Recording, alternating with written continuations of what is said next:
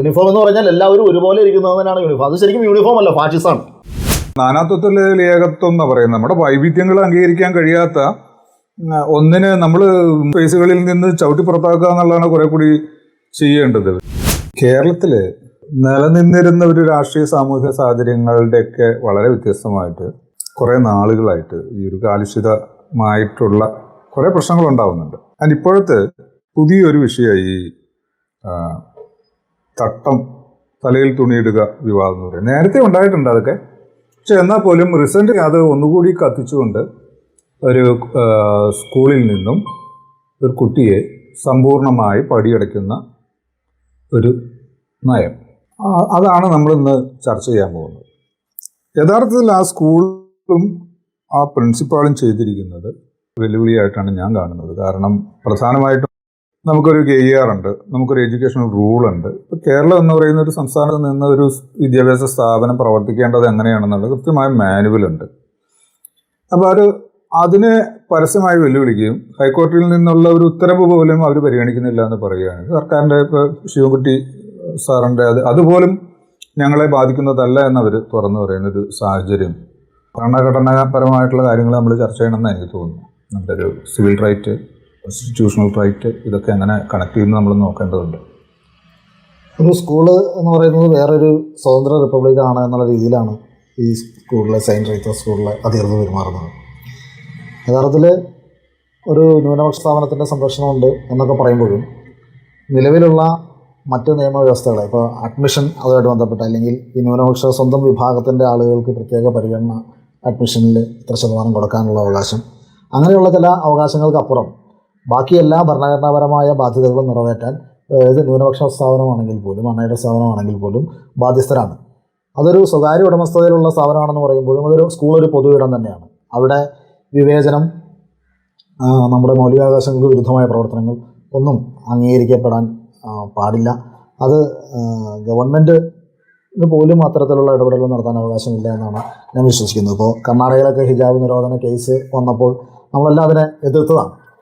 അപ്പോൾ ഗവൺമെൻറ്റിന് പോലും അത്തരത്തിലുള്ള ഇടപെടലുകൾ നടത്താനുള്ള അധികാരമില്ല എന്ന് നമ്മൾ പറയുന്ന ഒരു സ്ഥലത്താണ് ഒരു സ്വകാര്യ സ്ഥാപനം ഒരു വിദ്യാർത്ഥിയോട് നഗ്നമായ വിവേചനം കാണിച്ചിട്ടുള്ളത്.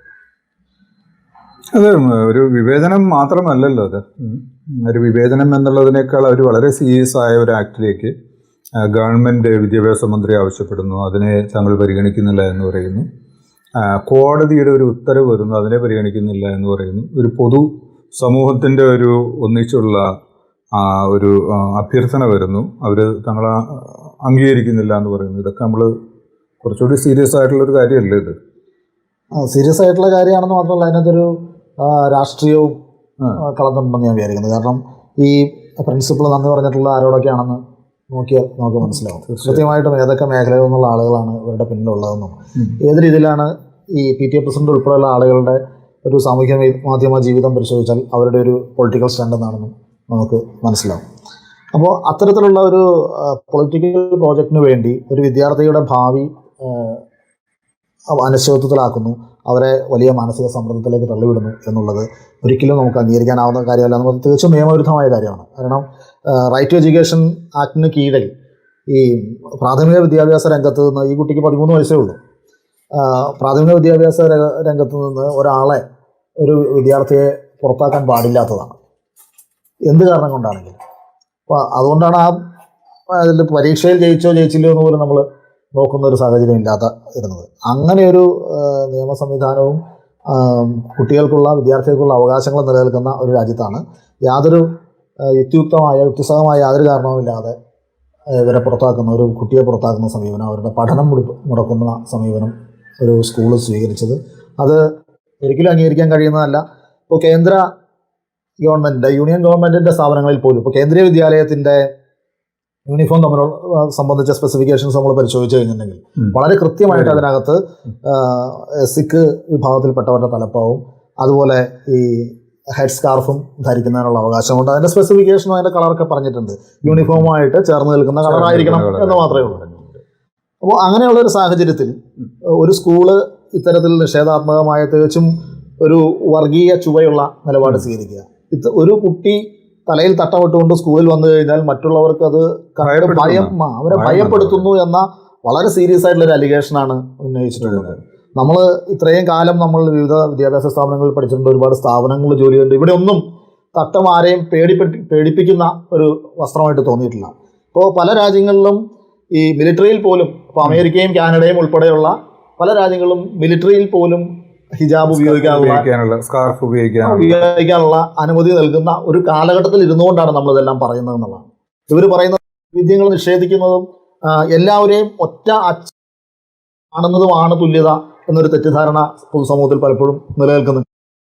മനുഷ്യരെല്ലാം ആ വൈവിധ്യങ്ങളെല്ലാം നിലനിൽക്കുമ്പോഴും മനുഷ്യരായി തുല്യരായി എനിക്കൊപ്പമുള്ള ഒരാളായി അവൻ്റെ വിശ്വാസത്തിലും വസ്ത്രധാരണത്തിലും ഭക്ഷണ രീതിയിലും എന്തൊക്കെ വൈവിധ്യങ്ങളുണ്ടായാലും നമ്മളിൽ നിന്ന് വ്യത്യസ്തനായ ഒരു മനുഷ്യനെ നമ്മളോട് ചേർത്ത് പിടിക്കാൻ കഴിയുമ്പോഴാണ് തുല്യതയും മാനവികതയും നമ്മുടെ ഭരണഘടന മുന്നോട്ട് വരുന്ന സാഹോദര്യം എന്ന വലിയ സന്ദേശവും നമുക്ക് സാക്ഷാത്കരിക്കാൻ കഴിയുക.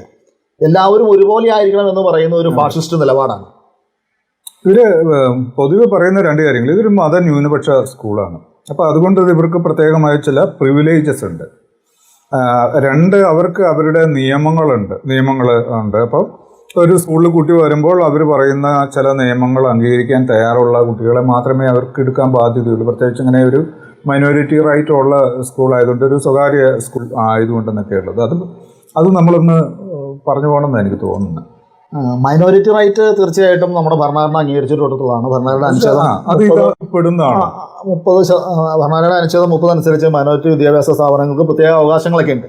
ഈ അവകാശങ്ങൾ എന്ന് പറയുന്നത് കുട്ടികളെ അഡ്മിറ്റ് ചെയ്യുന്ന പ്രോസസ്സിൽ, അതുപോലെ തന്നെ ഈ ന്യൂനപക്ഷ വിഭാഗത്തിന് പ്രത്യേക പരിഗണന നൽകാനുള്ള അവകാശം, ഇവിടെയൊക്കെയാണ്. ഇതുകൊണ്ട് അവസാനിക്കുകയാണ്. ബാക്കിയെല്ലാം അതേസമയം മറ്റുള്ള കാര്യങ്ങളിൽ ഭരണഘടനാ വിരുദ്ധമായ, ഈ സമത്വ സങ്കല്പത്തിന് വിരുദ്ധമായ ഒരു കുട്ടിയെ ഇതിൽ നിന്നും ഒഴിവാക്കുന്ന തരത്തിലുള്ള സമീപനം സ്വീകരിക്കാനുള്ള ഒരവകാശവും ഭരണഘടനാപരമായി അവർക്കില്ല. നമ്മുടെ ഗവൺമെൻറ്റിൻ്റെ റൂളുകളും KER-ഉം അതുപോലെ തന്നെ ഈ വിദ്യാഭ്യാസ വകുപ്പിൻ്റെ നിർദ്ദേശങ്ങളും എല്ലാം പാലിക്കാനുള്ള ബാധ്യസ്ഥരാണ് ഈ ന്യൂനപക്ഷ വിദ്യാലയങ്ങൾ എന്ന് പറയുന്ന സ്വകാര്യ വിദ്യാഭ്യാസ സ്ഥാപനങ്ങളാണെങ്കിലും. ഇതിൽ നമ്മൾ വേറെ കാര്യം കൂടിയുണ്ട്. ഇത് കന്യാസ്ത്രീ, അതിൻ്റെ പ്രിൻസിപ്പാളായിട്ടുള്ള ഒരു കന്യാസ്ത്രീയെ അവർ പരസ്യമായിട്ടൊരു മീഡിയയുടെ മുമ്പിൽ വെല്ലുവിളിച്ചുകൊണ്ട് പറഞ്ഞ കാര്യങ്ങൾ, അവർ തട്ടമിട്ടുകൊണ്ട്, അവർ ശരിക്കും മൂടിപ്പൊതഞ്ഞ, അവർ തന്നെ ഉപയോഗിക്കുന്ന, ഭയപ്പെടുത്തുന്ന, അവർ മൂടിപ്പൊതഞ്ഞ രീതിയിൽ നിന്നുകൊണ്ടാണ് അവർ സംസാരിക്കുന്നത്. അങ്ങനെ മൂടിപ്പൊതഞ്ഞ ഒരു ആളാണ് ഈ പറയുന്ന ഒരു കുട്ടിയുടെ തലയിലെ തുണിയെക്കുറിച്ച് പറയുന്നത്. അവരുപയോഗിച്ച വാക്കുകൾ കേരളം ഒരു വട്ടം കൂടെ ഒരു കേരളത്തിൻ്റെ നിലനിൽക്കുന്ന ഒരു സാമൂഹ്യ നവോത്ഥാന മൂല്യങ്ങളെ വെച്ച് നോക്കുമ്പോൾ കേരളത്തിൻ്റെ ഒരു വളരെ ടിപ്പിക്കലായിട്ട് മറ്റേത് സംസ്ഥാനങ്ങളെക്കാളും ഉയർന്ന ഒരു എഡ്യൂക്കേറ്റഡ് ആയൊരു കൾച്ചറുണ്ട്, ഒരു സാംസ്കാരിക അന്തരീക്ഷമുണ്ട്. അതിനൊരു വല്ലാത്ത ഷോക്കും യഥാർത്ഥത്തിൽ അത് നമ്മളെ വല്ലാതെ ഭയപ്പെടുത്തുന്നില്ലേ? തീർച്ചയായിട്ടും. യഥാർത്ഥത്തിൽ എന്നെ ഭയപ്പെടുത്തിയത് ആ പ്രിൻസിപ്പളായിട്ടുള്ള സ്ത്രീയുടെ മുഖത്ത് കണ്ട ചിരിയാണ്. അത്ര ബീഭത്സമായ ഒരു ചിരി സമീപകാലത്തൊന്നും നമ്മൾ കണ്ടിട്ടില്ല. ഒരു 13 വയസ്സുകാരിയായ ഒരു കുട്ടിയെ സ്കൂളിൽ നിന്ന് പുറത്താക്കിയ ഇതിൻ്റെ ഒരു ആഹ്ലാദ തിമിർപ്പിലാണ് അവരുടെ ബോഡി ലാംഗ്വേജ് നമ്മൾ നോക്കിയാൽ നമുക്ക് മനസ്സിലാകാൻ കഴിയും. പിന്നെ അവരുടെ ഭാഷ, അവരുപയോഗിക്കുന്ന ഭാഷയിലെ പരിമിതികൾ, ഇംഗ്ലീഷിലെ പ്രശ്നങ്ങൾ, അതൊക്കെ ചർച്ച ചെയ്തിട്ടുണ്ട്. അവരൊരു ഇംഗ്ലീഷ് അധ്യാപികയാണ് എന്നുള്ള നിലയ്ക്ക് അത് ചർച്ച ചെയ്യപ്പെടേണ്ടതുമാണ്. അപ്പോൾ ഇത്തരം സ്കൂളുകളിൽ നമ്മൾ കുട്ടികളെ അയക്കുന്നതിന് മുമ്പ് രണ്ട് തവണ ആലോചിക്കണം എന്നാണ് അക്കാര്യത്തിൽ എനിക്ക് പറയാനുള്ളത്. പക്ഷെ അതിനൊക്കെ അപ്പുറം ഒരു അപരരോടുള്ള ഒരു വെറുപ്പും വിദ്വേഷവും ഇത്രയധികം മനസ്സിൽ കൊണ്ടുകിടക്കുന്ന ഒരു അധ്യാപിക നയിക്കുന്ന, നേതൃത്വം നൽകുന്ന ഒരു സ്കൂളിൽ നമ്മൾ കുട്ടികളെ അയക്കേണ്ടതുണ്ടോ എന്ന് ചിന്തിക്കേണ്ട ഒരു സമയം കൂടിയാണ് ഇത് എന്ന് ഞാൻ വിചാരിക്കുന്നു. അപ്പോൾ ഈ ജിജു പറഞ്ഞ ഒരു പോയിന്റ്, അപരരോടുള്ള ഒരു ഭയം, വെറുപ്പ്, അത് റീസെൻ്റ്ലി കേരളത്തിൽ ഏറ്റവും നന്നായി കച്ചവടം ചെയ്യുന്നു. റീസെൻ്റ്ലി ഒരുപക്ഷെ ഈ പറയുന്ന സംഘപരിവാർ ഈ നീണ്ട നാളുകൾ നോക്കിയിട്ട് നടക്കാത്തതുമായ കാര്യം 2021 മുതൽ അത് നേരിട്ട് ഏറ്റെടുത്തത് ക്രിസ്ത്യൻ മാനേജ്മെൻറ്റുകൾ, സീറോ മലബാർ സഭ അടക്കമുള്ള സംഘങ്ങളാണ്. അവരതിൽ നന്നായി മുന്നോട്ട് പോയിട്ടുണ്ട്. ഇവരെന്തായിരിക്കാം ഇതിന് തുടർച്ചയായ ഇത്തരം ആക്രമണങ്ങൾക്ക് പിന്നിലെ ഒന്ന് മാത്രമാണ് ഈ പറയുന്ന ലാസ്റ്റ് വന്ന ഹിജാബ്. ഇത് കഴിഞ്ഞാൽ നാളെ അടുത്തത് വരികയും ചെയ്യും.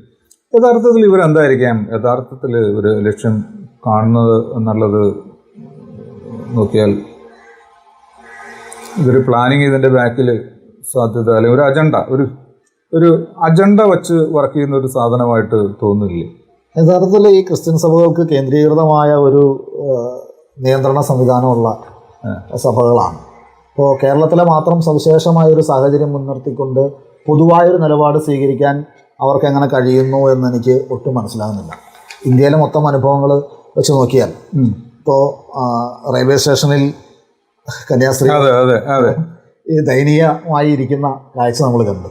പല സ്ഥലങ്ങളിലും ഈ തിരുവസ്ത്രം പോലും ധരിക്കാൻ കഴിയാതെ ചുരിദാർ ഇട്ടുകൊണ്ട് കന്യാസ്ത്രീകൾക്ക് നടക്കേണ്ടി വരുന്ന ഒരു സാഹചര്യം ഇന്ന് ഇന്ത്യയിൽ നിലനിൽക്കുന്ന ഒരു അവസരത്തിലാണ് വസ്ത്രത്തിൻ്റെ പേരിൽ ഒരു ചെറിയ കുട്ടിയോട് ഇവരിങ്ങനെ ചെയ്യുന്നതുള്ളത്.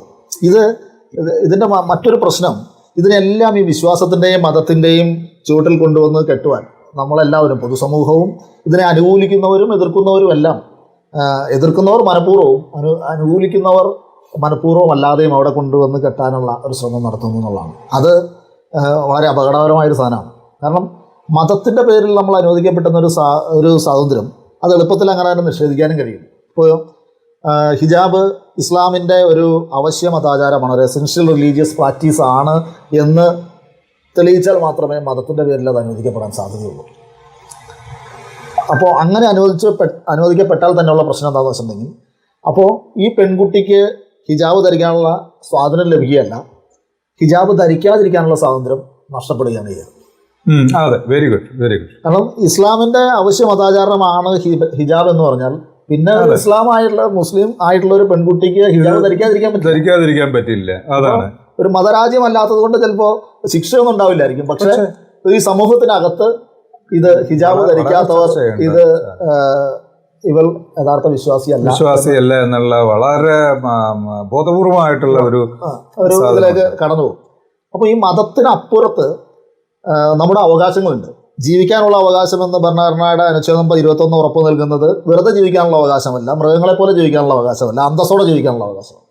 അപ്പോൾ മനുഷ്യൻ്റെ അന്തസ്സ്, പിന്നെ അഭിപ്രായ സ്വാതന്ത്ര്യം, ഒരു മനുഷ്യനെ എക്സ്പ്രസ് ചെയ്യുക എന്ന് പറയുമ്പോൾ വാക്കുകളിലൂടെ സംസാരത്തിലൂടെ മാത്രമല്ല, അവൻ്റെ വസ്ത്രധാരണവും അവൻ്റെ വിശ്വാസ പ്രമാണങ്ങളും എല്ലാം ഈ എക്സ്പ്രഷൻ്റെ ഭാഗമാണ്. അതുപോലെ അനുച്ഛേദം 25 മതവിശ്വാസം മാത്രമല്ല പറയുന്നത്, മനസാക്ഷിക്ക് അനുസരിച്ച് ഒരാൾക്ക് ജീവിക്കാനുള്ള അവകാശം എന്നുള്ളതാണ്. മതം യഥാർത്ഥത്തിൽ ഏറ്റവും റെസ്ട്രിക്റ്റ് ചെയ്യപ്പെട്ടുള്ള ഒരു വിശ്വാസവും മതവിശ്വാസം തന്നെയാണ്. ആ അനുച്ഛേദം തുടങ്ങുന്നത് തന്നെ subject to public morality, health എന്നൊക്കെ പറഞ്ഞിട്ടാണ്. വേറൊരു മൗലികാവകാശം അങ്ങനെ ഒരു റൈഡർ ഇല്ല. ഒരു മൗലികാവകാശം അങ്ങനെ ഒരു റൈഡർ വെച്ച് തുടങ്ങുന്നില്ല. മതവിശ്വാസം മാത്രം പൊതുക്രമത്തിനും ആരോഗ്യത്തിനും മറ്റ് മൗലികാവകാശങ്ങൾക്കും വിധേയമായി മതവിശ്വാസം കൊണ്ടുകിടക്കാനും പ്രചരിപ്പിക്കാനുള്ള അവകാശമുണ്ടെന്നാണ് ആരംഭിക്കുന്നത്. അതുകൊണ്ട് തന്നെ ഏറ്റവും ദുർബലമായി സംരക്ഷിക്കപ്പെട്ടിട്ടുള്ള ഒരു അവകാശമാണ് വിശ്വാസ സ്വാതന്ത്ര്യം. കാരണം ആ വിശ്വാസ സ്വാതന്ത്ര്യം അവകാശങ്ങളെ ഹനിക്കുന്നതാവരുത് എന്നും പൊതുവിലുള്ള മൊറാലിറ്റിയെ ഹനിക്കുന്നതാകരുത് എന്നും. ഇപ്പോൾ പലപ്പോഴും പലരും പറയാറുണ്ട്, ഇപ്പോൾ നഗ്നരായി നടക്കുന്ന സന്യാസി വിഭാഗമുണ്ട്, അവർക്ക് നഗ്നരായിട്ട് സ്കൂളിൽ വരാൻ പാടില്ലേ എന്നൊക്കെയാണ് ചോദിക്കുന്നത്. നഗ്നരായിട്ട് സ്കൂളിൽ വരാൻ പാടില്ല എന്ന് വെച്ചിട്ടുണ്ടെങ്കിൽ അത് പബ്ലിക് ന്യൂഡിറ്റി, നമ്മുടെ ഒരു പബ്ലിക് മൊറാലിറ്റി അംഗീകരിക്കുന്ന ഒരു കാര്യമല്ല. അപ്പോൾ അതുകൊണ്ട് ഒരിക്കലും അത് അംഗീകരിക്കാൻ പറ്റില്ല. അപ്പോൾ എന്ത് വിശ്വാസത്തിൻ്റെ പേരിലാണെങ്കിലും ഒരു പൊതുക്രമത്തെയും പൊതുധാർമ്മികതയും, ആ പൊതുധാർമ്മികത ഭരണഘടനാ ധാർമ്മികത തന്നെ ആവണമെന്നാണ് ഞാൻ വിചാരിക്കുന്നത്. അപ്പോൾ അത് ഭരണഘടനാ ധാർമ്മികതയാണോ മറ്റെന്തെങ്കിലും ധാർമ്മികതയാണോ എന്നുള്ള കാര്യമൊക്കെ സുപ്രീം കോടതിയിൽ ഇപ്പോൾ 7 വിശാല ബെഞ്ച് പരിശോധിക്കേണ്ട ഒരവസ്ഥയിലാണ് നമ്മൾ ഇന്ന് നിൽക്കുന്നത് ശബരിമല വിധിക്ക് ശേഷം. അപ്പോൾ അത്തരത്തിലുള്ള ഒരു അവകാശം ലംഘിക്കപ്പെടുമ്പോൾ വിശ്വാസത്തിൻ്റെ മാത്രമല്ല മറ്റ് മൗലിക അവകാശങ്ങൾ കൂടി ലംഘിക്കപ്പെടുന്നു എന്നുള്ളിടത്താണ്. അനുച്ഛേദം 19 അഭിപ്രായ സ്വാതന്ത്ര്യമുണ്ട്, ജീവിക്കാനുള്ള അവകാശമുണ്ട്, വിവേചനത്തിനെതിരായ അവകാശമുണ്ട്. ഒരു വസ്ത്രത്തിൻ്റെ പേരിൽ ഒരു കുട്ടിയോട് വിവേചനം നടത്തുന്നത് ഒരു കാരണവശാലും ഭരണഘടനാപരമാണെന്ന് നമുക്ക് പറയാൻ കഴിയില്ല. അല്ലെങ്കിൽ അത് യൂണിഫോം ധരിക്കാതിരിക്കുന്ന കുട്ടിയായിരിക്കണം. യൂണിഫോം ഓഫ് കോഴ്സ്, യൂണിഫോം എന്ന് പറഞ്ഞിട്ടുണ്ടെങ്കിൽ ഒരു സ്കൂളിൻ്റെ ഐക്യത്തിനും അച്ചടക്കത്തിനും എല്ലാവർക്കും തുല്യരാണെന്നൊരു തോന്നലുണ്ടാവാനും ഒക്കെ സഹായകമായേക്കാം. അങ്ങനെ ഒരു സങ്കല്പം മാത്രമാണ്. പക്ഷെ എങ്കിലും അതിനൊരു ജസ്റ്റിഫിക്കേഷൻ ഉണ്ട്, ഒരു റാഷണൽ ആയിട്ടുള്ള ഒരു കാര്യമാണെന്ന് പറയാം. പക്ഷെ ആ യൂണിഫോമിനോടൊപ്പം ഒരു തട്ടം കൂടി ധരിക്കുന്നത്, അല്ലെങ്കിൽ ഒരു കുറി തൊടുന്നത്, അല്ലെങ്കിൽ കയ്യിലൊരു ചരട് കെട്ടി, ഇതൊക്കെ ഇതിനെതിരാണ്. യൂണിഫോം എന്ന് പറഞ്ഞ സങ്കല്പത്തിന് എതിരാണ് എന്ന് പറയുന്നത്, അല്ലെങ്കിൽ ഒരു തലപ്പാവ് വയ്ക്കുന്നത് ഒക്കെ യൂണിഫോമിനെതിരാണ് എന്ന് പറയുന്നതിനെ നമുക്ക് ഒരു കാരണവശാലും അംഗീകരിക്കാൻ പറ്റില്ല. അതൊരു മതവിശ്വാസത്തിന് മാത്രം പ്രശ്നമല്ല. ഇപ്പോൾ ഒരു കാര്യം പറഞ്ഞാൽ അമേരിക്കയിൽ വളരെ ഫേമസ് ആയിട്ടുള്ളൊരു കേസുണ്ട്. അത് വിയറ്റ്നാം യുദ്ധകാലത്തുണ്ടായതാണ്. ഈ വിയറ്റ്നാം യുദ്ധകാലത്ത് ഒരു സ്കൂളിലെ വിദ്യാർത്ഥികൾ യുദ്ധവിരുദ്ധ പ്രവർത്തനങ്ങളുടെ ഭാഗമായി സന്ദേശത്തിൻ്റെ ഭാഗമായിട്ട് യൂണിഫോമിനൊപ്പം കറുത്ത ആംബാൻഡ് അടിച്ചുകൊണ്ട് സ്കൂളിലെത്തി. അപ്പോൾ അങ്ങനെ കറുത്ത തുണി കെട്ടി ഭൂമിയിൽ സ്കൂളിലെത്തിയത് അവരുടെ സ്കൂളിൻ്റെ അച്ചടക്കത്തിന് വിരുദ്ധമാണെന്നും യൂണിഫോമിന് വിരുദ്ധമാണെന്നും പറഞ്ഞ് ഈ കുട്ടികളെ പുറത്താക്കി. ഇവരതിനെതിരെ കോടതിയെ സമീപിച്ചു. കീഴ്ക്കോടതികൾ ഒരു സ്കൂളിൻ്റെ വാദത്തെ മുഖവിലയ്ക്ക് അംഗീകരിക്കുകയും ഈ കുട്ടികളെ തിരിച്ചെടുക്കാൻ പറയാതിരിക്കുകയും ചെയ്തു. എന്നാൽ സുപ്രീം കോടതിയിലെത്തിയപ്പോൾ കോടതി പറഞ്ഞത് ഇത് കുട്ടികളുടെ അഭിപ്രായ സ്വാതന്ത്ര്യത്തിൻ്റെ പ്രശ്നമാണ്. ഒരു യൂണിഫോം ധരിച്ചു സ്കൂളിലെ വിദ്യാർത്ഥിയായി എന്ന് വെച്ച് സ്കൂളിൻ്റെ ഗേറ്റിനപ്പുറത്ത് ഇവരുടെ അഭിപ്രായ സ്വാതന്ത്ര്യങ്ങളെല്ലാം പുറത്തു വെച്ചിട്ട് അകത്തേക്ക് വരണമെന്ന് പറയാൻ കഴിയില്ല എന്നാണ് പറഞ്ഞത്. ഇപ്പോൾ ഈ സ്കൂളിൽ തന്നെ നേരത്തെ ഈ കുട്ടി ഗേറ്റിന് വെളിയിൽ വെച്ച് ഹെഡ് സ്കാർഫ് ഊരി ബാഗിലിട്ടുകൊണ്ടാണ് വന്നുകൊണ്ടിരുന്നത് നമ്മൾ കേൾക്കുന്നുണ്ട്. അപ്പോൾ അത്തരത്തിൽ ഈ ഗേറ്റിനകത്ത് സ്കൂളിൻ്റെ ഗേറ്റിനകത്തേക്ക് കിടക്കുമ്പോൾ ഒരു മനുഷ്യൻ്റെ മൗലികാവകാശങ്ങൾ ഇല്ലാതാകുന്നു എന്ന് പറയുന്നത് ഒരിക്കലും ഒരു ആധുനിക സമൂഹത്തിന് അംഗീകരിക്കാൻ കഴിയുന്ന കാര്യമല്ല. അത് ഇന്ത്യയിലാണെങ്കിലും മറ്റ് ആധുനിക ജനാധിപത്യ സംവിധാനം നിലനിൽക്കുന്ന വിദേശ രാജ്യങ്ങളിലൊക്കെ ആണെങ്കിലും ഇത് ഇങ്ങനെ തന്നെയാണ് അതിൻ്റെ ഒരു അവസ്ഥ. അമേരിക്ക ഇത് രസം എന്ന് വെച്ചാൽ ഇവര് ഉത്തരേന്ത്യയിൽ ഭയങ്കരമായിട്ട് പീഡിപ്പിക്കുന്നു. ഇന്ത്യ എമ്പാടും ഇവർ പറയുകയും ഇവർ ക്യാമ്പയിൻ ചെയ്യുന്നത് തങ്ങൾക്ക് കന്യാസ്ത്രീകൾ തട്ടമൂരി റോഡിലൂടെ നടക്കേണ്ടി വരുന്നു. ഈ കല്ലറയ്ക്കൽ പിതാവ് കഴിഞ്ഞ ദിവസം കൂടി ഈ ഒരു വിഷയം സംസാരിച്ചതാണ്. ഒരു ക്രിസ്ത്യാനിയായിട്ട് ജീവിക്കാൻ കഴിയാത്തൊരു സാഹചര്യമാണ് ഉത്തരേന്ത്യയിലുള്ളത്. ഈ പറയുന്ന കർണാടകയിലെ ആ അവസ്ഥയിലാണ് ഉള്ളത്. കന്യാസ്ത്രീകൾക്ക് അവരുടെ ശിരോവസ്ത്രം ഉപയോഗിച്ചുകൊണ്ട് പുറത്തു പോകാൻ സാധിക്കുന്നില്ല, യാത്ര ചെയ്യാൻ സാധിക്കുന്നില്ല. ഇതൊക്കെ ഇവർ പറയുന്നുണ്ട്. അതുകൂടാതെ തന്നെയാണ് സ്കൂളുകളിൽ, നഴ്സിംഗ് സ്ഥാപനങ്ങളിൽ, ഒരുപാട് വിദ്യാഭ്യാസ സ്ഥാപനങ്ങളിൽ, ടെക്നിക്കൽ സ്കൂളുകളിലൊക്കെ അടക്കം ഈ കന്യാസ്ത്രീകൾ പഠിക്കുന്നുണ്ട്. അപ്പോൾ മറ്റു കുട്ടികളുടെ യൂണിഫോമുകളിൽ നിന്ന് യാതൊരു ബന്ധവുമില്ലാത്ത ഒരു യൂണിഫോം അവർക്ക് നിസ്സങ്കോചം ഉപയോഗിക്കുക. അവർക്കതിന് യാതൊരുവിധ പ്രശ്നങ്ങളുമില്ല. അത് അവരുടെ ഒരു അവകാശമായിട്ടാണ് പറയുന്നത്. അത് അവരുടെ ഞങ്ങളുടെ മതവിശ്വാസമാണ്. അവരുടെ വിശ്വാസത്തിൻ്റെ ഭാഗമായിട്ടാണ് അവർ ഈ നൺ യൂണിഫോം എന്ന് പറയുന്ന സാധനം ഉപയോഗിക്കുന്നത്. അത് ഇവർ അച്ഛന്മാർ ഉപയോഗിക്കുന്നുണ്ട്. ഇക്കാര്യത്തിൽ എനിക്ക് തോന്നുന്നത് നമ്മുടെ വിദ്യാഭ്യാസ മന്ത്രി സ്വീകരിച്ച ഒരു സമീപനം ഏറ്റവും ആശ്വാസകരമായി തോന്നിയ ഒരു ഡെവലപ്മെൻ്റ് അതാണ്. ഫ്രം ഡേ വൺ അദ്ദേഹം ഈ കുട്ടിയുടെ അവകാശത്തിന് വേണ്ടി ഒപ്പം നിന്നു എന്നുള്ളതാണ്. കുട്ടി മാനസിക സമ്മർദ്ദത്തിലായെങ്കിൽ അതിൻ്റെ പൂർണ്ണ ഉത്തരവാദിത്വം സ്കൂൾ മാനേജ്മെൻറ്റും സ്കൂൾ പ്രിൻസിപ്പളും അവിടുത്തെ അധ്യാപകരുമായിരിക്കും എന്ന് അദ്ദേഹം വ്യക്തമാക്കുകയുണ്ടായി. കേരള ഗവൺമെൻറ്റിന് കീഴിൽ പ്രവർത്തിക്കുന്ന ഒരു സ്കൂളിലും ഇത്തരത്തിലുള്ളൊരു വിവേചനം അനുവദിച്ചു കൊടുക്കാൻ കഴിയില്ല എന്നൊരു നിലപാടുണ്ടായി.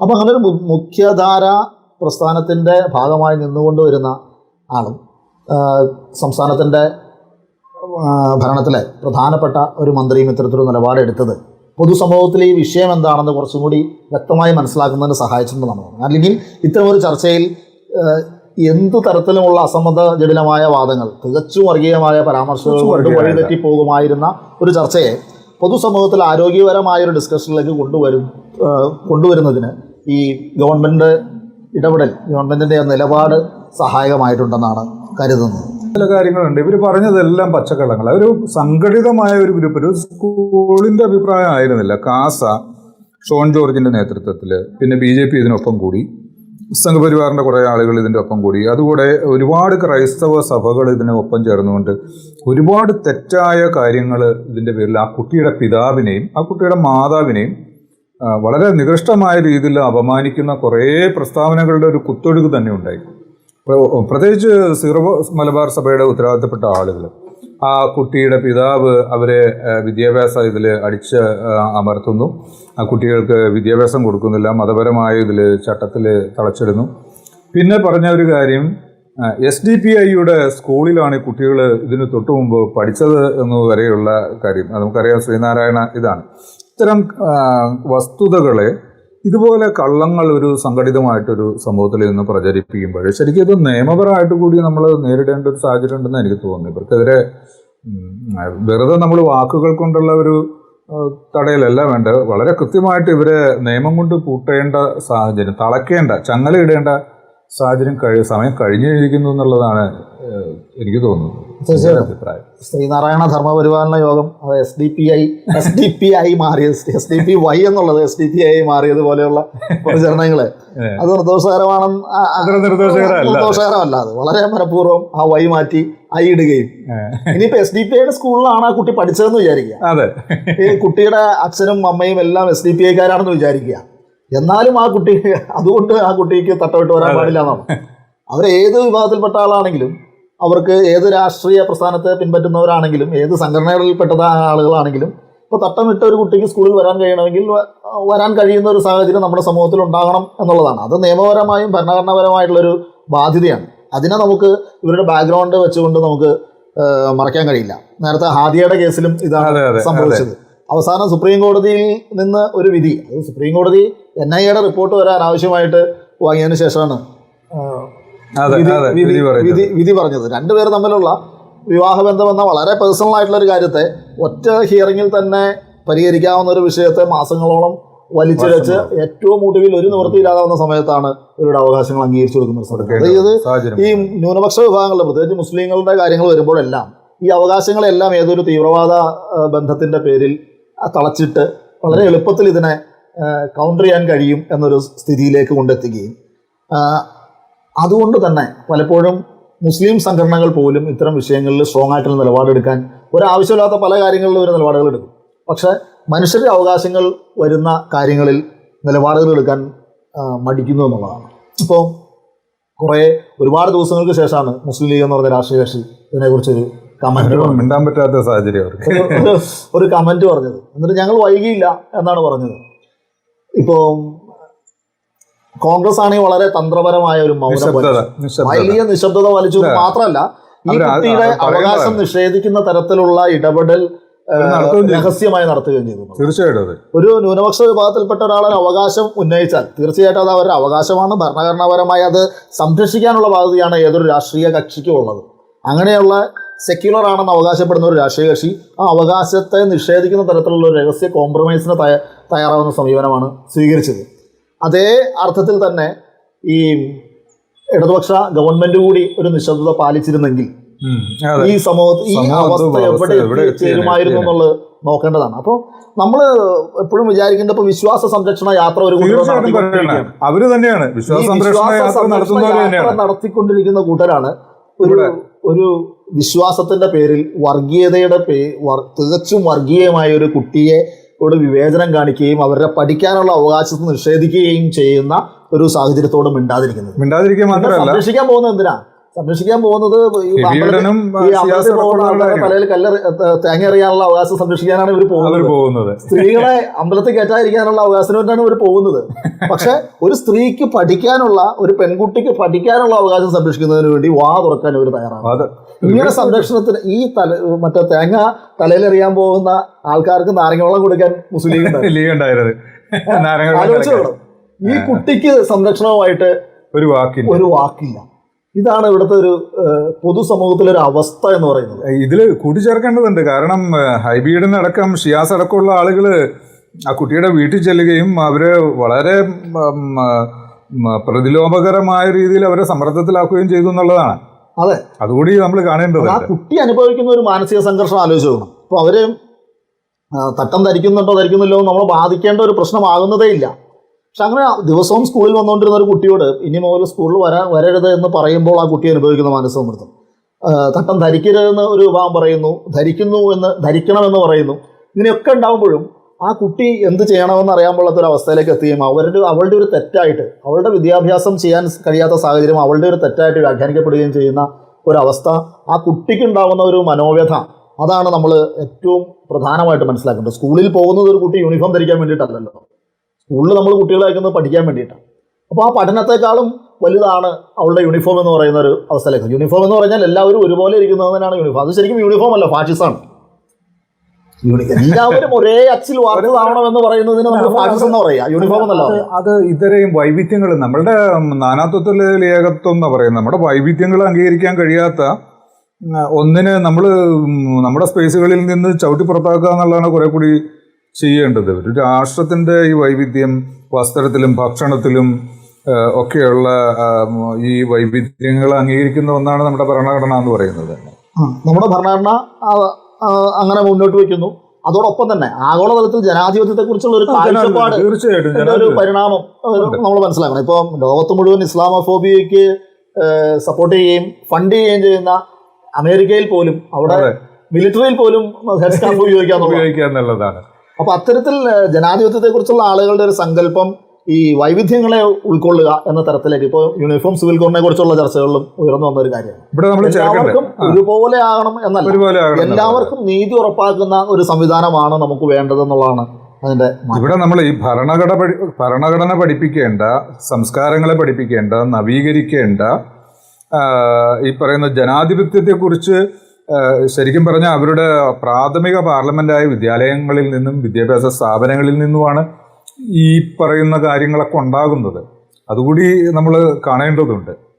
പക്ഷേ എനിക്ക് തോന്നുന്നത് ഇതൊരു യാദൃശ്ചികമായ ഒന്നല്ല. കഴിഞ്ഞ ഒരു 4 വർഷം അതിനു മുമ്പ് ഇത്തരത്തിലുള്ള പ്രശ്നങ്ങളോ അല്ലെങ്കിൽ വലിയ സീരിയസ് ആയിട്ടുള്ള പ്രശ്നങ്ങളൊന്നും ഉണ്ടാകാത്തൊരു കാലഘട്ടത്തിൽ 2021 സെപ്റ്റംബറിലാണ് ഈ സീറോ മലബാർ സഭ പാലാ രൂപത മാർ ജോസഫ് കല്ലറങ്ങാട്ട് നർക്കോട്ടിക് ജിഹാദുമായിട്ട് കയറി വരുന്നത്. അന്ന് അദ്ദേഹം പറഞ്ഞത് ഹിന്ദു സ്ത്രീകളെ, ക്രിസ്ത്യാനികൾക്ക് വേണ്ടി മാത്രമല്ല, ഹിന്ദു സ്ത്രീകളെ ഈ പറയുന്ന മുസ്ലിങ്ങൾ മറ്റേ മയക്കുമരുന്ന് കൊടുത്ത്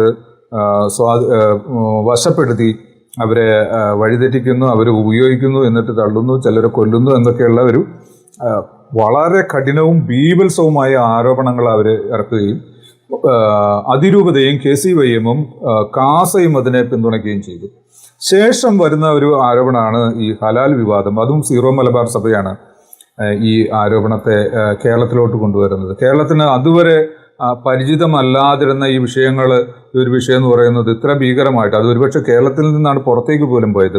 ഭക്ഷണങ്ങളിൽ തുപ്പുന്നു, ഭക്ഷണങ്ങളിൽ വളരെ മോശമായ കാര്യങ്ങൾ ചെയ്യുന്നു, ഇതൊക്കെ പറഞ്ഞുകൊണ്ടുള്ള ഒരു ക്യാമ്പയിൻ കേരളത്തിലെമ്പാടും ഹലാൽ നിരോധിക്കണമെന്നുള്ള ഒരു ആവശ്യം ഇവർ തന്നെ സഭകൾ ഇടയലേഖനങ്ങൾ വായിക്കുന്നു, പള്ളികളിൽ ക്യാമ്പയിൻ നടത്തുന്നു. ശേഷം തൊട്ട് ചേർന്ന് തന്നെയാണ് ഈ കേരള സ്റ്റോറിയുടെ ഒരു വിവാദം ഇവർ ഇറക്കുന്നത്. കേരള സ്റ്റോറി ചിത്രം ഇറങ്ങിയെങ്കിലും ആ സിനിമയ്ക്ക് ഒരു സാധ്യതയോ ഒരു ഇടവും കിട്ടാതെ പോയ ഒരു സ്ഥലമായിരുന്നു കേരളം എന്ന് പറയുന്നത്. അത് 2023 ഇരിങ്ങാലക്കുട രൂപത അത് പരസ്യമായി പ്രദർശിപ്പിച്ചുകൊണ്ട്, വിദ്യാലയങ്ങളിൽ പ്രദർശിപ്പിച്ചുകൊണ്ട്, ഇടവകളോട് ഇടയലേഖനങ്ങളും മറ്റും ഇതൊക്കെ വഴിയിട്ട് ഈ ചിത്രം കാണണമെന്ന് ആഹ്വാനം ചെയ്തുകൊണ്ട് അവർ ഒരു ക്യാമ്പയിൻ നടത്തുകയുണ്ടായി. വലിയ താമസമില്ലാതെ തന്നെ കുട്ടികൾ ഗ്രൗണ്ടിൽ, സ്കൂൾ അടച്ച സമയത്ത് ഗ്രൗണ്ടിൽ കുട്ടികൾ ഒരുമിച്ച് ചേർന്നു എന്ന് പറഞ്ഞത് അവരുടെ സ്കൂളിനെയും പിതാക്കളെയും ആക്രമിക്കുന്നതിനുള്ള ഒരു പരിപാടിയായിട്ട് അവരൊരു വലിയ ക്യാമ്പയിൻ കേരളം മുഴുവൻ കൊണ്ടുവന്നു. അതിൽ എല്ലാ തരത്തിലും വിഭാഗത്തിലുള്ള കുട്ടികളും ഉണ്ടായിരുന്നു. തൊട്ടുപുറകെ തന്നെയാണ് അവർ ഈരാറ്റുപേട്ട വളരെ ഭീകര സ്ഥലമാണെന്നും അവിടെ ഭീകരപ്രവർത്തകരുടെ ഈറ്റില്ലമാണെന്നും പറഞ്ഞുകൊണ്ടുള്ള ഒരു ക്യാമ്പയിൻ സീറോ മലബാർ സഭയും കാസയും KCYM അടക്കമുള്ള KCBC അടക്കമുള്ള അവരുടെ ഒരു ഭീകരമായ ഒരു ക്യാമ്പയിൻ കേരളത്തിൽ ഇവർ തന്നെയാണ് ഇറക്കി വിട്ടത്. അതും കുറേ നാളുകൾ ഇതിന് ശേഷമാണ് ഈ പറയുന്ന പ്രൊവിഡൻസ് ഗേൾസ് ഹയർ സെക്കൻഡറി സ്കൂളിൽ കോഴിക്കോട് ഇവരൊരു പുതിയ ആരോപണമായിട്ട് വന്നത്. പിന്നെ സുരേഷ് ഗോപിയുടെ ആരോപണം ശേഷം വന്നു. അതിൽ ഞാൻ പെട്ടിട്ടുണ്ട്. സുരേഷ് ഗോപിയെ വിജയിപ്പിച്ചത് ക്രിസ്തീയ വിശ്വാസികളെ അപമാനിച്ചെന്നും പറഞ്ഞ് അവർ സ്റ്റേറ്റ് വൈഡായിട്ടൊരു ക്യാമ്പയിൻ നടത്തി. പിന്നെ മൂവാറ്റുപുഴ നിർമ്മല കോളേജിൽ ഇവർ നമസ്കാരം മുറി, ഒരു കുട്ടി ഒരു വേസ്റ്റ് ഇടുന്ന മുറിയുടെ ഒരു സൈഡ് പൊളിഞ്ഞ ഡെസ്കും ബെഞ്ചുകളും കേന്ദ്രീകരിച്ച് ഇട്ടിരുന്ന ഒരു വേസ്റ്റ് മുറി, ആ മുറിയുടെ ഒരു കോർണറിൽ ഇരുന്ന് 2 ദിവസം നമസ്കരിച്ചതാണ് അവിടുത്തെ ഒരു പ്രശ്നം എന്ന് പറയുന്നത്. ഇതുപോലെ മതിൽ പൊളിച്ചത് ഈ റീസെൻ്റ്ലി വീണ്ടും വന്നിട്ടുണ്ട്. ഒരു ക്രിസ്ത്യൻ പെൺകുട്ടി ഒളിച്ചോടിപ്പോയി ജിഹാദ് ആയിരുന്നു എന്ന് പറഞ്ഞു. പക്ഷേ ഒരു ഈഴവ യുവാവിൻ്റെ ഒപ്പമാണ് പോയെന്ന് വലിയ താമസമില്ലാണ്ട് മനസ്സിലാക്കുകയും ചെയ്തു. അപ്പം ഈ സീക്വൻസ് ആയിട്ട് ഇത്തരം വിഭാഗത്തിൽ നിന്ന്, സഭയിൽ നിന്നും, ഈ പറയുന്ന KCBC-യിൽ നിന്നും, കാസയിൽ നിന്നും, ഷോൺ ജോർജ് പോലെയുള്ള ആളുകളിൽ നിന്നും, ഈ പറയുന്ന കരിമ്പീൻകാല അടക്കമുള്ള ഇങ്ങനെ ആളുകൾ നിരന്തരമായിട്ട് ഒരു യുദ്ധം കേരളത്തിലെ സെക്കുലറിസത്തിനെതിരെയും കേരളം ഇതേവരെ കൊണ്ടുവന്ന മതനിരപേക്ഷതയ്ക്കെതിരെയും നവോത്ഥാനങ്ങൾക്കെതിരെയുമുള്ള ഒരു ആർമി തയ്യാറാക്കിക്കൊണ്ടുള്ള യുദ്ധം തന്നെയല്ലേ ഇവർ നയിക്കുന്നത്. കേരളത്തിൻ്റെ നവോത്ഥാന മൂല്യങ്ങൾക്ക് ഈ സഭ എതിരേൽക്കുന്നത് ആദ്യമായിട്ടല്ലല്ലോ. ഇപ്പോൾ വിമോചന സമരത്തിൽ ഒരുപക്ഷെ കേരളത്തിൻ്റെ അത്ര നാളുണ്ടായിരുന്നൊരു നവോത്ഥാന മുന്നേറ്റത്തിൻ്റെ സാംസ്കാരിക മുന്നേറ്റത്തിൻ്റെയും ഒരു കർഷക തൊഴിലാളികളുടെ ഒരു മുന്നേറ്റത്തിൻ്റെ ഒരു അന്ത്യം കുറിച്ചത് വിമോചന സമരമാണ്. തീർച്ചയായും. ഇപ്പം AKGയുടെ ആത്മകഥയിൽ അത് എഴുതിയിട്ടുണ്ട്. അതിനുശേഷം അതിനകത്ത് പറയുന്നത് തികച്ചും വർഗീയവാദിയായ മന്നത്ത് പത്മനാഭൻ്റെയും മറ്റ് സഭയുടെയും അല്ല അങ്ങനെ തന്നെയാണ്, തികഞ്ഞ വർഗീയവാദിയായ മന്നത്ത് പത്മനാഭൻ്റെയും മറ്റ് സഭാ നേതൃത്വത്തിൻ്റെയും നടന്ന ഈ പരിപാടിക്ക് ശേഷം കമ്മ്യൂണിസ്റ്റ് പാർട്ടി ഒരു കർഷക സമരം നടത്തിയിട്ടില്ല എന്ന് അദ്ദേഹം നിരീക്ഷിക്കുന്നുണ്ട്. കർഷക സമരങ്ങളിൽ നിന്ന് തീർച്ചയായിട്ടും അവർ പിന്മാറി എന്നുള്ളതാണ്. ഭൂസമരം, അങ്ങനെ അടിസ്ഥാന വർഗത്തിൻ്റെ ഉന്നമനത്തിന് സാധ്യമാകുമായിരുന്ന രാഷ്ട്രീയ വേദികളെല്ലാം ഇല്ലാതാക്കുന്ന ഒരു ഏറ്റവും പിന്തുടർപ്പനായിട്ടുള്ള ഒരു സംഭവമായിരുന്നു വിമോചന സമരം. പലരും അതിനെ ഒരു ജനാധിപത്യത്തിൻ്റെ പരിപാടിയൊക്കെ ആയിട്ട് ശരിക്കും ഏറ്റവും ജനാധിപത്യം ഒരു സമൂഹത്തെ ജനാധിപത്യവൽക്കരിക്കാതെ ജനാധിപത്യത്തിന് നിലനിൽക്കാൻ കഴിയില്ല. ഏറ്റവും പിന്തുടർപ്പനായ അസമത്വത്തിൽ അധിഷ്ഠിതമായ ഒരു സാഹചര്യം, അത് വിഭവത്തിൻ്റെയും ഒരു മനുഷ്യരുടെ പൊസിഷൻ്റെയും എല്ലാ കാര്യത്തിലെയും അസമത്വം നിലനിൽക്കുന്ന ഒരു സമൂഹത്തിൽ ജനാധിപത്യം ഫലപ്രദമായിട്ട് നിലനിൽക്കില്ല. അപ്പോൾ ജനാധിപത്യ മൂല്യങ്ങളെ, നമ്മുടെ സാംസ്കാരിക പുരോഗമനത്തെ എല്ലാം, നൈസൻസ് മൂല്യങ്ങളെല്ലാം പിന്നോട്ടടിക്കുന്ന ഒരു സമീപനം ക്രിസ്ത്യൻ സഭകൾ അവരുടെ കാര്യങ്ങൾ സംരക്ഷിക്കുന്നതിന് വേണ്ടി, അവരുടെ കാര്യങ്ങൾ കൊണ്ട് തികച്ചും ഭൗതികമായ അവരുടെ സ്വത്തും അവരുടെ മറ്റവകാശങ്ങളും എല്ലാം സംരക്ഷിക്കുന്നതിന് വേണ്ടി ആ സമീപനം സ്വീകരിച്ചിട്ടുണ്ട്. അന്നും RSSഉം സഭയും ഒരേ തട്ടിൽ തന്നെ ആയിരുന്നു എന്നുള്ളതാണ്, അതിന് യാതൊരു സംശയമില്ല. അങ്ങനെ അടിസ്ഥാനപരമായ ചില കാര്യങ്ങൾ വരുമ്പോൾ മുമ്പും ഇവർ സഹകരിച്ചിട്ടുണ്ട്. അവരുടെ സഹകരണങ്ങൾ ഈ സ്വത്ത് സംരക്ഷണത്തിൻ്റെ കാര്യത്തിൽ, വിശ്വാസ സംരക്ഷണത്തിൻ്റെ കാര്യത്തിലൊക്കെ ഒരുമിച്ച് തന്നെ ആയിരുന്നു.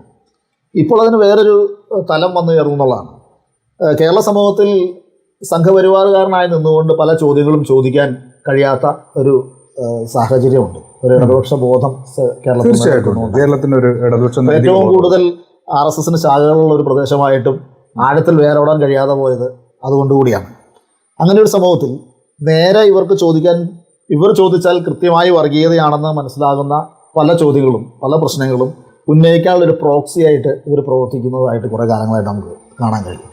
അതുകൊണ്ട് ഇവർക്ക് പരസ്പരം പല ഇതുകൊണ്ടാവും. കാരണം നേരത്തെ തന്നെ ഇവർ തമ്മിലുള്ള ഒരു കേരളത്തിൻ്റെ സവിശേഷ സാഹചര്യത്തിൽ RSSഉം സഭയും തമ്മിലുള്ള ബന്ധം പണ്ട് മുതലേ നിലനിൽക്കുന്നതാണ്. അതിപ്പോൾ മറ്റൊരു തരത്തിൽ ഉപയോഗിക്കപ്പെടുന്നു എന്നുള്ളതാണ്. അത് ഇന്ത്യയിലെ സഭകളുടെ പൊതു അവസ്ഥയിൽ നിന്നും വ്യത്യസ്തമാണ് എന്ന് തന്നെയാണ് എനിക്ക് തോന്നുന്നത്. കാരണം ഇവിടെ ഒരു സാമൂഹികമായിട്ടുള്ള ഡോമിനൻറ്റ് വിഭാഗം എന്ന് പറയുന്നത്, സോഷ്യലി ഡോമിനൻ്റ് ആയിട്ടുള്ള വിഭാഗം എന്ന് പറയുന്ന അതിൽ ഈ സഭ വിശ്വാസികളും വരുന്നു എന്നുള്ളതാണ്. ഇതിലൊരു സവർണ സംഭവങ്ങൾ തീർച്ചയായിട്ടും ഈ സവർണ ഹൈന്ദവ പാരമ്പര്യങ്ങളെ ചേർത്ത് പിടിക്കുകയും അതിൽ അഭിമാനം കൊള്ളുകയും ചെയ്യുന്ന ഒരു രീതിയാണ് ഇവിടെ സഭയ്ക്കുള്ളത്. മറ്റ് സംസ്ഥാനങ്ങളിലൊരു അത്രത്തോളം വ്യാപകമല്ല. പലപ്പോഴും സഭയിലേക്ക് കടന്നു വരുന്നവരെല്ലാവരും ഒന്നുകിൽ പിന്നോക്ക വിഭാഗത്തിൽപ്പെട്ടവർ, അല്ലെങ്കിൽ ദളിതർ, അല്ലെങ്കിൽ ആദിവാസികൾ, അങ്ങനെ ബഹുജൻ വിഭാഗത്തിൽപ്പെട്ട ആളുകളാണ് ഇതിലേക്ക് കടന്നു വരുന്നത്. പക്ഷേ കേരളത്തിൻ്റെ ഒരു സവിശേഷമായ ചരിത്ര പശ്ചാത്തലത്തിൽ ഇവിടെ സവർണർക്കൊപ്പം നിൽക്കുന്നതാണ്. കാരണം സവർണരാണ്, നമ്പൂതിരി മാർഗം കൂടിയതാണ് എന്ന് പറയുകയും അതിൽ അഭിമാനം കൊള്ളുകയും ചെയ്യുന്നവരാണ്. യഥാർത്ഥത്തിൽ ഒരു മനുഷ്യരെ തുല്യരായി സൃഷ്ടിച്ചു എന്ന് വിശ്വസിക്കുന്ന, പഠിപ്പിക്കുന്ന ഒരു വേദപുസ്തകം പിന്തുടരുന്നു എന്ന് അവകാശപ്പെടുന്നവരാണ് ഇങ്ങനെ പറയുന്നത്.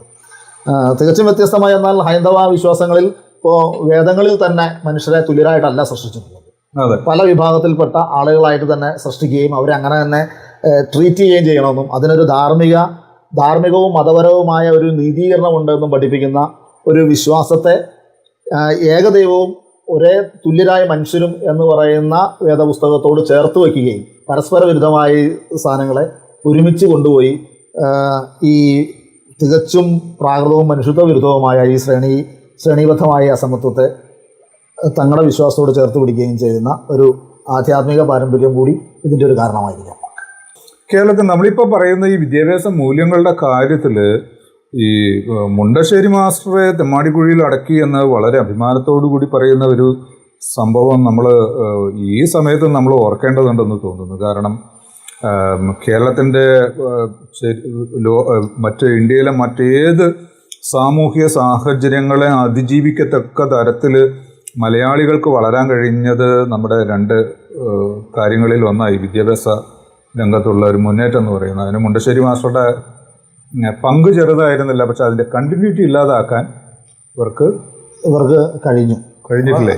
പിന്നെ തീർച്ചയായിട്ടും കഴിഞ്ഞിട്ടുണ്ട്. വിദ്യാഭ്യാസ രംഗത്ത് ഇപ്പോൾ നിയമനങ്ങളിൽ ഉൾപ്പെടെ ഈ മാനേജ്മെൻറ്റുകളുടെ ഒരു അപ്രമാദിത്വം അംഗീകരിക്കപ്പെട്ടു പോകുന്നതിന് കാരണമായത് അതാണ്. അവിടെയെല്ലാം വലിയ ഗുണപരമായ മാറ്റങ്ങൾ ഉണ്ടാകുമായിരുന്നു. പക്ഷേ അങ്ങനത്തെ ഒരു സാഹചര്യം ഇന്ന് നമ്മുടെ കേരളത്തിലില്ല. ഭൂമിയുടെ വിഷയത്തിലാണെങ്കിലും ഈ എയ്ഡഡ് സ്കൂളുകളിലെ അധ്യാപക നിയമനത്തിൻ്റെ പ്രശ്നത്തിലാണെങ്കിലും അതൊരു വിഷയമായി ഏറ്റെടുക്കാൻ ഇവിടുത്തെ ഇടതുപക്ഷം ഉൾപ്പെടെയുള്ള രാഷ്ട്രീയ കക്ഷികൾക്ക് കഴിയാത്ത ഒരു സാഹചര്യം ഉണ്ടാക്കുന്നതിന് പ്രധാനപ്പെട്ട ഒരു കാരണം വിമോചന സമരമായിരുന്നു. അതിനുശേഷം വിദ്യാഭ്യാസ രംഗത്ത് നടത്തുന്ന ഇടപെടലുകൾക്കെതിരെ എല്ലാം ഇപ്പോൾ മറ്റേ മതമില്ലാത്ത ജീവൻ എന്ന് പറഞ്ഞുകൊണ്ട് ഒരു തികച്ചും അനാവശ്യമായ ഒരു വിവാദം ഉണ്ടാക്കുകയും ഗവൺമെന്റിനെതിരെ ഒരു ഭയങ്കരമായിട്ട് എതിർക്കുകയും ചെയ്തു. ഈ മതമില്ലാത്ത ജീവൻ എന്ന് പറയുമ്പോൾ ഒരു കാര്യം ഓർക്കേണ്ടത്, ഉത്തരേന്ത്യയിൽ പലയിടത്തും CPM-ന്റെ ഓഫീസുകളിലാണ് ഈ കന്യാസ്ത്രീകൾ താമസിക്കുന്നത് എന്നുള്ളതാണ് അതിൻ്റെ ഏറ്റവും രസകരമായ കാര്യം. എന്നിട്ട് അപ്പോഴൊക്കെ അത് എനിക്ക് തോന്നുന്നത് ഈ ന്യൂനപക്ഷ മതസംഘടനകൾക്ക് പലപ്പോഴും പ്രകടിപ്പിക്കുന്ന ഈ അസഹിഷ്ണുത അത് സെക്യുലർ മൂല്യങ്ങളോട് നീതി പുലർത്താൻ കഴിയാതെ വരുന്ന ഒരു സാഹചര്യം പലപ്പോഴും ഉണ്ടാവാറുണ്ട്. അത് അവനവന് ആവശ്യമുള്ളപ്പോൾ മാത്രം ഭരണഘടനയെ ഉയർത്തിപ്പിടിക്കുകയും തീർച്ചയായിട്ടും പൊതുവായിട്ടുള്ള കാര്യങ്ങൾ വരുമ്പോൾ ഇത് നമ്മുടെ വിശ്വാസമാണ് ഏറ്റവും വലുത്. ഞാൻ പറഞ്ഞതുപോലെ, ഞാൻ ആദ്യം സൂചിപ്പിച്ചതുപോലെ മറ്റേ ആർത്തവകലാപക്കാർക്ക് നാരങ്ങവെള്ളം നൽകി കൊടുക്കുന്ന സമീപനമാണ് പലപ്പോഴും സ്വീകരിക്കുന്നത്.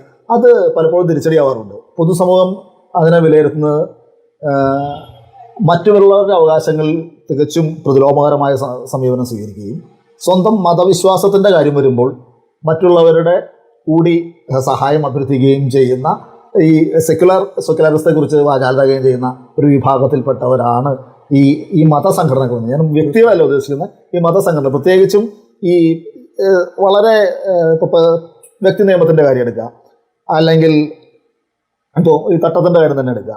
ഇങ്ങനെയുള്ള കാര്യങ്ങളിൽ ആക്റ്റീവായിട്ട് ഇടപെടുന്ന പല സംഘടനകളും മറ്റ് സെക്യുലർ കാര്യങ്ങളെക്കുറിച്ച് സംസാരിക്കുമ്പോൾ തികച്ചും പ്രതിലോമകരമായ സമീപനം സ്വീകരിക്കുന്നവരാണ് എന്നുള്ളതാണ്.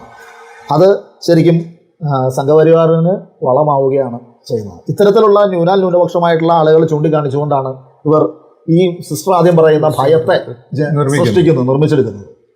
എനിക്ക് തോന്നുന്നേ നമ്മുടെ കേരള രാഷ്ട്രീയം നമുക്ക് കുറച്ചുകൂടി ബ്രോഡായിട്ട് പറയും. ഈ കേരള രാഷ്ട്രീയത്തിലെ രണ്ട് അശ്ലീലം ഈ പറയുന്ന ഈ മുസ്ലിം ലീഗും കേരള കോൺഗ്രസും ഉണ്ടാക്കിയ ഒരു വളരെ പ്രതിലോമകരമായ ഇത്തരം ഒരു ഒരു സംഭവം നമ്മൾ പിന്നോട്ട് അടിച്ചിട്ടില്ലേ ശരിക്കും? ഉറപ്പായിട്ടും. ഇപ്പോൾ നമ്മുടെ മന്ത്രിസഭകളിൽ ഒരു രാഷ്ട്രീയ പ്രസ്ഥാനത്തിന്റെ പേരിൽ മതമുണ്ടോ എന്നുള്ളതല്ല. ഒരു രാഷ്ട്രീയ പ്രസ്ഥാനത്തിന്റെ ഭാഗമായിട്ട് അവർ മുന്നോട്ട് വയ്ക്കുന്ന താല്പര്യങ്ങൾ ആരുടെയൊക്കെയാണ്, അവർ അധികാര സ്ഥാനങ്ങളിൽ എത്തിക്കുന്നത് ആരെയൊക്കെയാണ് എന്നുകൂടി പരിശോധിച്ചാൽ നമുക്ക് ഇതിൻ്റെ ഒരു രൂപം വ്യക്തമാവും. ഏറ്റവും വളരെ സൈലൻ്റായിട്ട് പ്രവർത്തിക്കുന്ന ഒരു വർഗീയ പ്രസ്ഥാനമായിട്ട് കേരള കോൺഗ്രസിൻ്റെ പല ബ്രാക്കറ്റ് പാർട്ടികളും മാറിയിട്ടുണ്ട്. അതിനൊരു ഗോപ്യമായൊരു സ്വഭാവം ഉള്ളതുകൊണ്ട് തന്നെ പൊതുസമൂഹം പലപ്പോഴും അതിനെ തിരിച്ചറിയാറില്ല. അതിലൂടെ മിക്കപ്പോഴും ഈ ക്രിസ്ത്യൻ വർഗീയത, വലതുപക്ഷ മൂല്യങ്ങളെ വളർത്തുന്നത്, പടർത്തുന്നത്, പ്രചരിപ്പിക്കുന്നതെല്ലാം ഇത്തരത്തിലുള്ള ഗോപ്യമായ മാർഗങ്ങളിലൂടെയാണ്, വളരെ പ്രത്യക്ഷമല്ല. അത് ഒരു പൊതുബോധത്തിൻ്റെ ഭാഗമായി കഴിയുമ്പോഴാണ് നമ്മൾ പലപ്പോഴും തിരിച്ചറിയുക.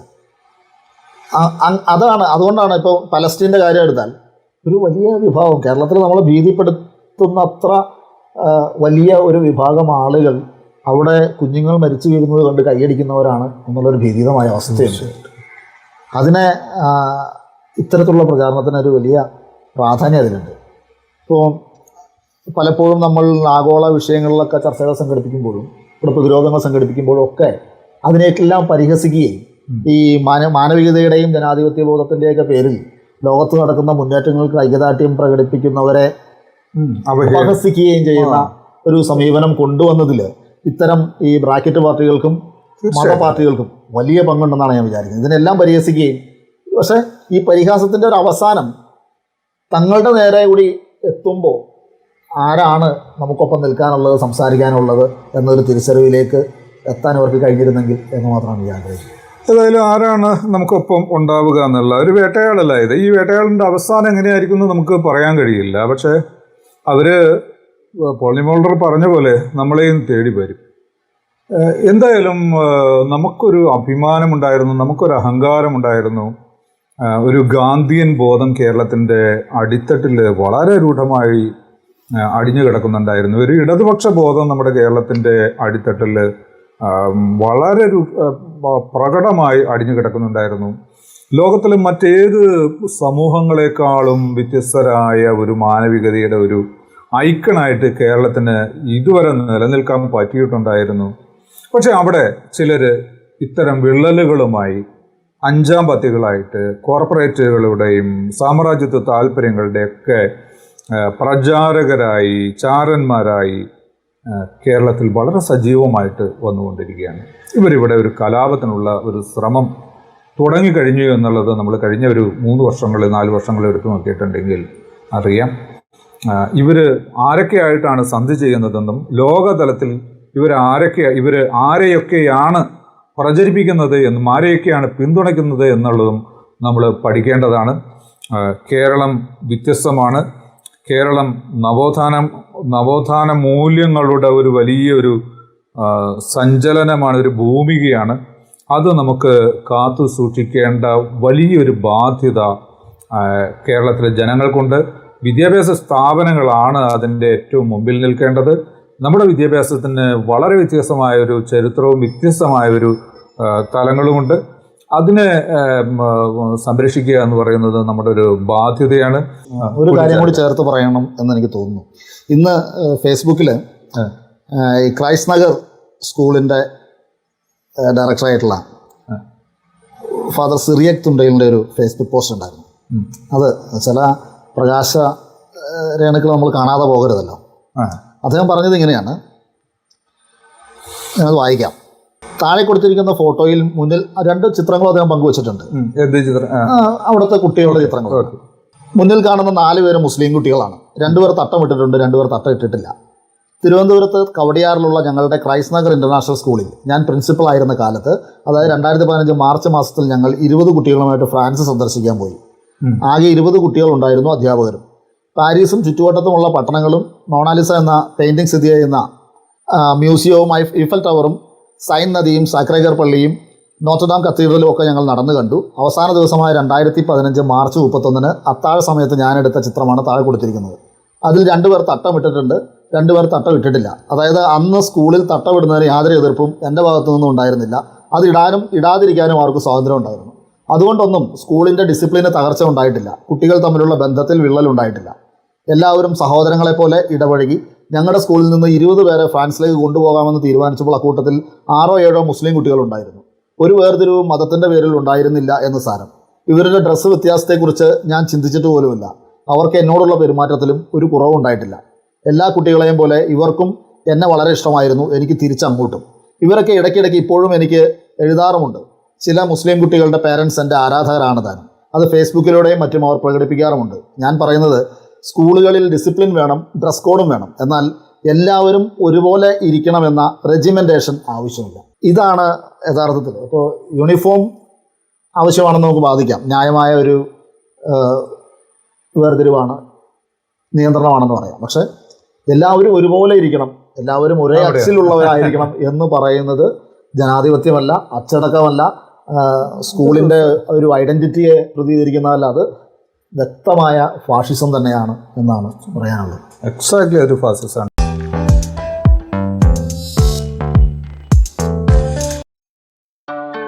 Subscribe to my channel.